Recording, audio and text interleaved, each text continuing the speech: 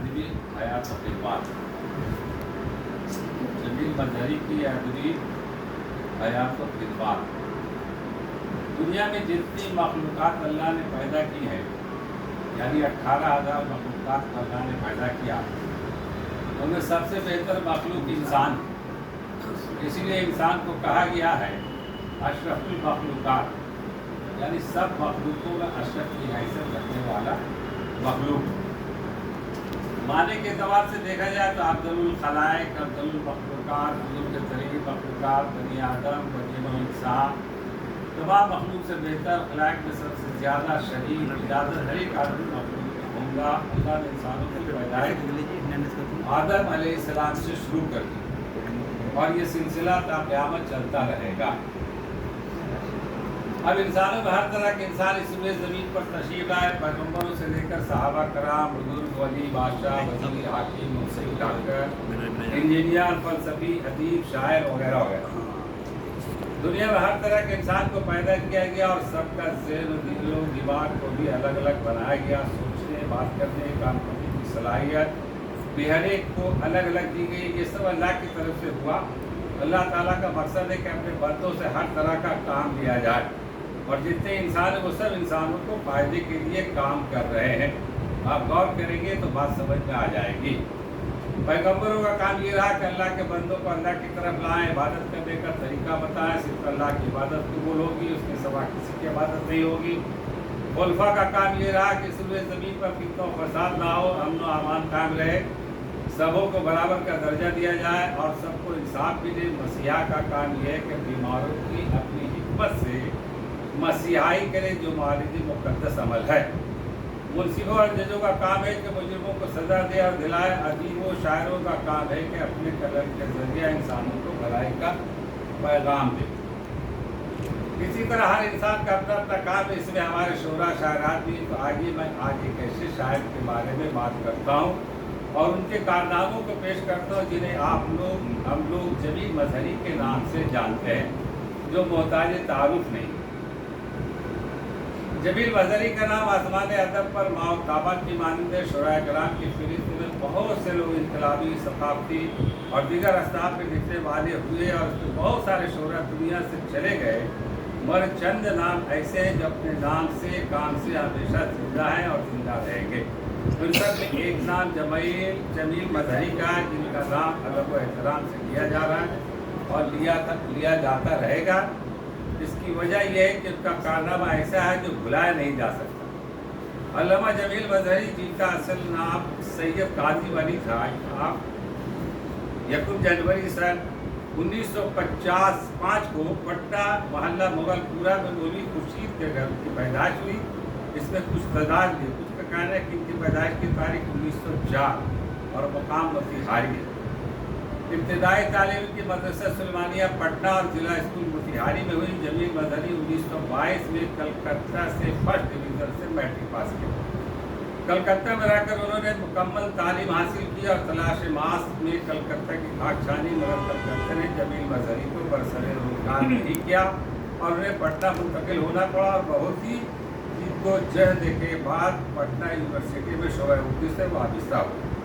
جمیل مظہری 1931 میں کلکتہ یونیورسٹی سے ایم اے کی ڈگری حاصل کی۔ شعر گوئی کا آغاز وہ تعلیم کے دوران ہی کر چکے تھے۔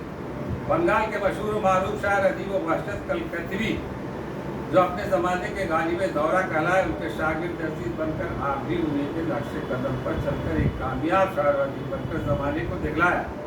آج جمیل مظہری کو بھی انہی کی طرح لوگ یاد رکھتے ہیں۔ وحشت کلکتوی اپنے شاگرد کی صلاحیت سے بخوبی علم میں رکھتے تھے۔ جلد ہی انہیں اعتراف کرنا پڑا اور جمیل مظہری کو فارغ الاصلاح قرار دے کر آزاد کر دیا۔ تعلیم سے فارغ ہونے کے بعد آپ نے صحافتی میدان میں قدم رکھا۔ یہ سلسلہ زیادہ دنوں تک نہیں، قریب 6 سال تک انہوں نے صحافت کے کام کو بخوبی نبھایا۔ اس دوران انہیں بہت کچھ سیکھنے کا موقع ملا۔ صحافتی زندگی نے سیاست کے میدان کو ہموار کیا۔ 1937 میں بہار کی کانگریسی حکومت میں پبلسٹی آفیسر مقرر ہوئے اور 1942 میں کانگریسی حکومت مستعفی ہو گئی تو جمیل مظہری بھی پبلسٹی آفیسر کی ذمہ داری سے سبکدوش ہو گئے۔ جمیل مظہری نے گاندھی جی کی گرفتاری کے 12 اگست 1942 کو इन अल्फाज के साथ ये कहकर इस्तीफा दे दिया कि शहीदों के खून की रोशनाई में अपना कलम डुबोकर हुकूमत बरतानिया की पब्लिसिटी नहीं करना चाहता। आखिरकार उन्होंने सियासत से किनारा कशी अख्तियार कर लिया और 1950 में पटना यूनिवर्सिटी में उर्दू के उस्ताद का मनसब को कबूल कर लिया। 1964 में वो मुलाजमत से सुबुह होकर उर्दू शेर व अदब की खिदमत में लग गए और फिर गज़लों का मजमुआ फ़िक्र जमील और नज़मों का मजमुआ नक्श जमील के नाम से शाया हुआ। जमील मज़हरी ने नस्ल की तरफ तवज्जो की और बहुत कुछ लिखा, मगर असल कारनामा शायरी का ही रहा। उन्होंने अपनी शेरी सरमाए पर बहुत ही तवज्जो दिया और इसमें वो कामयाब है। इसलिए उनकी शायरी मौजू और उसलूब में दोनों एतबार से कदीम और जदीद का संगम है। जमील मज़हरी बुनियादी तौर पर नज़मों के शायर थे, लेकिन वहाँ भी गज़ल ने इनका पीछा नहीं छोड़ा, इसलिए उनकी गज़ल में तशकीक़ियत का गुबार नज़र आता है। इसके अलावा उन्होंने काफ़ी तादाद में मरसिये लिखी है। इनके यहाँ नज़्में रुमानियत के मौजू पर मिलती है। इनमें एक अलग ही इनफरादियत की छाप है। यहाँ भी इनकी आवाज़ सबसे अलग और इनका आवाज़ अंदाज दूसरों से मुख्तलिफ नज़र आता है। ये उर्दू शायरी में एक नए उन्वान का इजाफा है। इनकी मरसिया निगारी भी सबसे अलग है। 20वीं सदी में फिक्री एतबार से जदीद की सबसे बड़ी और सबसे संजीदा आवाज़ जमील मज़हरी की आवाज़ है। जमील मज़हरी की मरसिया निगारी का आगाज़ 1930 में हुआ। इरफ़ान इश्क़ जमील मज़हरी का पहला मरसिया था जो उन्होंने 26 साल की उम्र में कहा। बतौर प्रोफेसर अली फातमी इन सब की पुष्ट पर अकबाल थे जो अपनी संजीदा फिक्री और फलसफियाना शायरी के जरिए हकीकत के इश्तराकियत और इनकलाबियत का ऐसा सूर फूंक रहे थे कि उसके घन गरज से निकल पाना मुमकिन ना सही तो मुश्किल ज़रूर था। इनके मशहूर तसानीफ जो है इनमें अक्स जमील, फ़िक्र जमील, इरफ़ान जमील, नक्श जमील और रंग रुख मसनवी में आब व सराब शामिल है। जमील मज़हरी की गज़ल पेश है, मुलाज़ा फरमाइए। बहर कामिल में कहते मुतफ़ाइलुन है कि मेरी बंदगी तुझे दे सकेगी बजाय मानियो लफ्ज़ क्या है मेरे शऊर की झोलियों में सिवाय मानियो लफ्ज़। जो नज़र का बोझ न सह सके वो ज़बां का बोझ सहेंगे क्या, सुबको लतीफ़ इशारतों का जफ़ाए मानियो लफ्ज़। मुझे डर है ऐ सुखन आफरीन ये लिबास इन पर गिरा न हो जो हकीकतें न पहन सकी वो कबाए मानियो लफ्ज़। न शम्स में न कमर में है वो हजाब फ़िक्र नज़र में है जो हजाब फ़िक्र नज़र उठा तो ग़िज़ाए मानियो लफ्ज़। मेरी रूह अगर